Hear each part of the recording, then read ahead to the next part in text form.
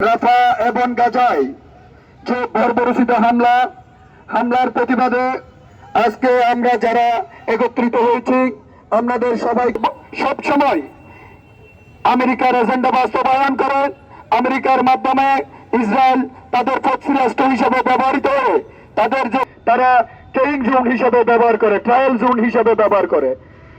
আমরা যারা মুসলিম উম্মাহ আমরা যারা আজকে গাজা রাফায় বলতে গেলে দ্রুত মরুভূমি, ওখানে আর মানুষ বসবাস করার কোনো স্থান নেই।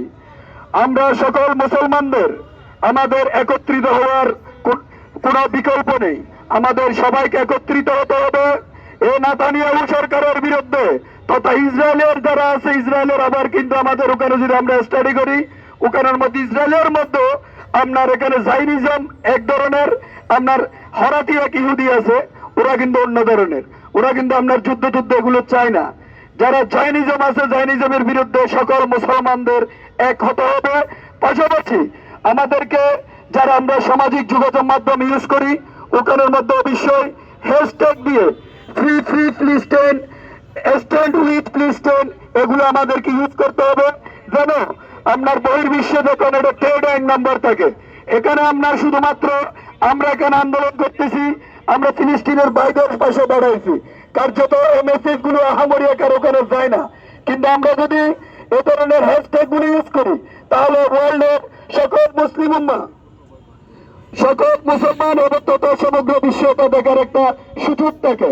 পাশাপাশি আমরা রাষ্ট্রীয় পুঁজিগতায় আমরা যারা সাধারণ মানুষরা আছি আমরা আমাদের অবস্থান থেকে সর্বোচ্চ চেষ্টা করতেছি আপনার যে ইসলামী যে প্রোডাক্ট গুলো আছে আমরা বয়কট করার জন্য।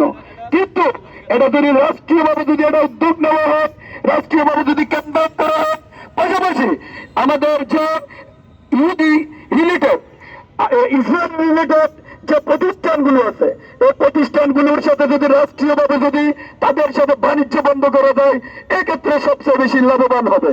কারণ আমরা এখন যে এর আগে আপনার 1 মাস 1.5 মাস আগে আমরা ইসরায়েলি প্রোডাক্ট বয়কট করছি, কার্যত এগুলো কোনো কিছু হয় না।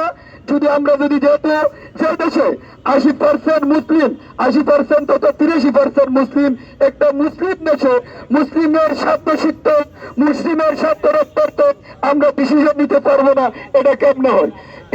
আরেকটা কথা বলতে চান সেটা আপনার যে ইসলাম যদি ওখানে যদি আপনার গভর্নমেন্ট রিলেটেড সম্পদ এবং রেলওয়ে সম্পদের পরে সবচেয়ে বেশি সম্পদ আছে মুসলমানদের। আজকে মোদী সরকার হিন্দুত্ববাদী সরকার আমাদের প্রায় 21 থেকে 22 কোটি মুসলিম ভারতে যে মাইনরিটিদের যে সম্পদ কেড়ে নেওয়ার যে করতেছে